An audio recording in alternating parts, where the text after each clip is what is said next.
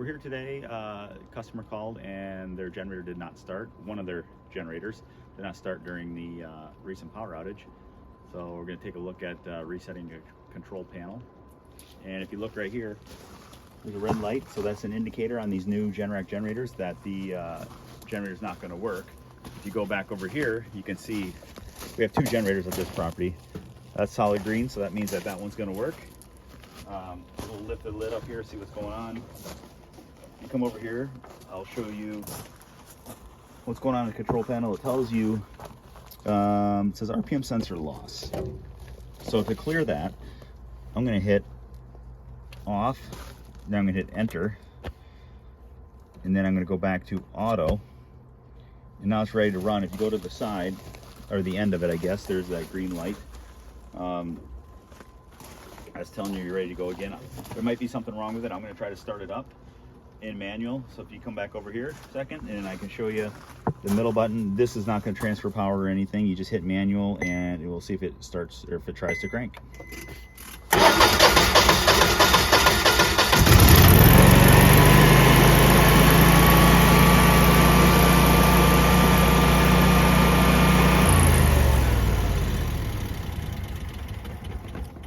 Turn it off and I'll turn it back into auto. So it's ready, but we have to do some more diagnostic testing to see why that RPM sensor light came on.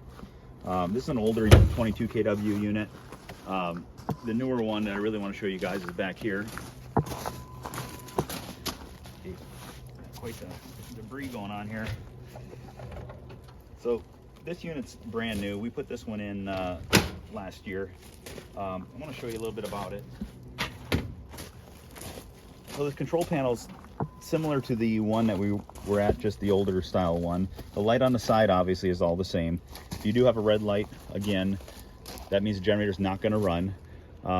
If you have a yellow light or like an amber colored light along with a green light, that typically means that the service is due on the generator, which is an annual timer in there, and that means that the oil needs to be changed, stuff like that. You need to reset the maintenance.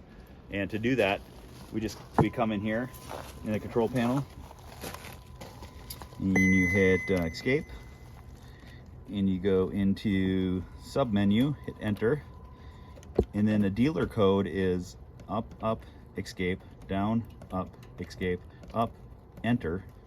And now you go over to dealer. It's a little slow here, but click on dealer, you go to dealer edit, click on that. That's your startup delay. This is your run hours, and you can find that in the other part of the menu as well. But now you're in the dealer menu. I'll find the Wi-Fi. There's your Wi-Fi option. Okay, reset maintenance. So when you get on this screen, sorry, it's raining out a little bit. You hit enter, and you scroll up to yes. And then you would hit enter again. I'm not going to do that because we didn't perform the maintenance, but then it'd be all set. You'd be good for another year after you perform the maintenance, and then that internal timer will come on again, so you can just escape out of this. And then that orange light should go off on the side and should be solid green like it is now. Now to do the maintenance, what we do is we take the air cleaner off, air cleaner cover, I guess. If you come in here, I'll show you the little lever there that I just flipped. And then I just take this whole thing right off. Take the air cleaner out, the element.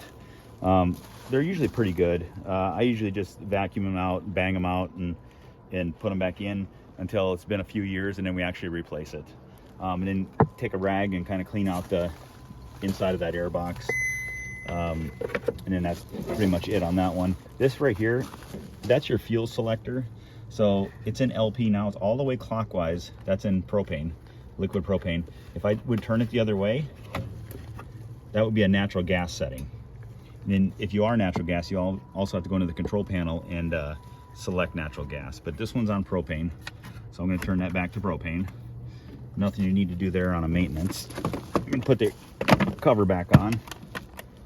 Then there's a plug in the front. This is a twin cylinder, so you have a plug in the front, you have a plug in the back. This is a 24 kW generator. So we usually change those plugs just because it's something inexpensive, and I've seen the porcelain crack before, or They don't usually go bad except for if something is damaged. And then change the oil filter. That's pretty typical. Here's your drain hose for the oil, and we just warm it up and we drain that. This here is your oil cooler. So one thing to look at when you're doing a maintenance is these little clamps that come from the factory. Those clamps are not very good. What'll happen is they'll start leaking over time, and we usually just cut them off of there and put actual hose clamps on. You have 4 of them because there's a return and a supply line for your oil cooler. So I would suggest, you know, if you do start to see a leak, just replace all 4 of those right away with hose clamps. And you don't have to take the line off. You can just cut them with a pair of pliers or dikes, you know. Cut them, and then you just slip a hose clamp over it, and you won't lose any oil that way. So, and then this is the dipstick, obviously, you know. They're really hard to see because it's a propane engine and it's burned so clean. So it's hard to see the oil level. But you just look for those dots and don't overfill it. If you underfill it, if you don't fill it up enough, there is a switch that will shut it off. If you overfill it, if you overfill the generator, then it voids the warranty. You're gonna have oil coming out of the exhaust, and it's not good for it. So, let's see, let me just put the cover back on. Just kind of giving you guys a rundown of the generator. I mean, if you're a homeowner or whatever it may be, just a contractor, and you want to do a maintenance on these, they're not that difficult to do. I know in the book it does say to do valve adjustments, but I've been doing this about 30 years, and we rarely have to do a valve adjustment. This engine, you can adjust the valves, but typically you don't need to. There's other Generac air-cooled generators where they're hydraulic valves, where you can't even adjust the valves anymore. So that's a new engine design. That's like on the 18 kWs and the 14 kWs. So other than that, they're pretty good units. So that was it. I just want to show you guys a few things about the generators that I know, and if you have any questions, please reach out and let me know in the comment section. I'd be happy to answer anything for you guys, as long as I can be helpful, and so just let me know. Thank you.